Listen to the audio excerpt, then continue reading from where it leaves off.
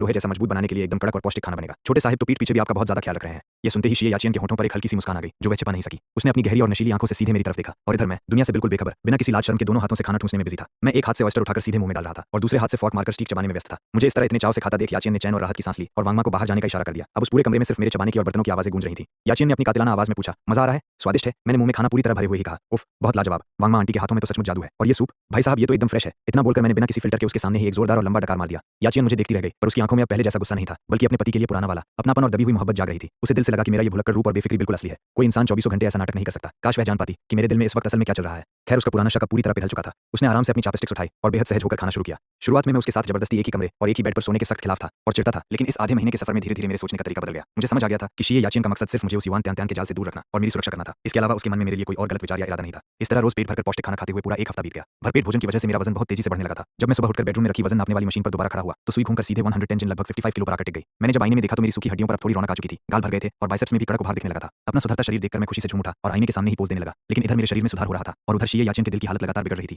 रोज रात को एक ही बेड पर महज 1 मीटर की दूरी पर लेटना, मेरे इस सुधरते शरीर को इतने करीब से देखना और मेरी बेफिक्र मासूमियत को महसूस करना, इन सब ने शीये याचियन के दिल में दबी पुरानी मोहब्बत को फिर से पूरी तरह जगा दिया था। इसी वजह से सोते समय उसके शरीर में एक अजीब सी अंदरूनी तपन, बेचैनी और उत्तेजना, इंटरनल हीट पैदा होने लगी थी, जिससे वह रात भर सो नहीं पाती थी और करवटें बदलती रहती थी। एक रात ये बेचैनी अपनी चरम सीमा पर पहुंच गई और उसका खुद पर से कंट्रोल खोने लगा। जब मैं रात को वॉशरूम जाने के लिए उठा तो मैंने उसे आवाज देकर जगाया। याचियन ने हड़बड़ाहट में साइड टेबल से चाबी उठाई और मेरे हाथ की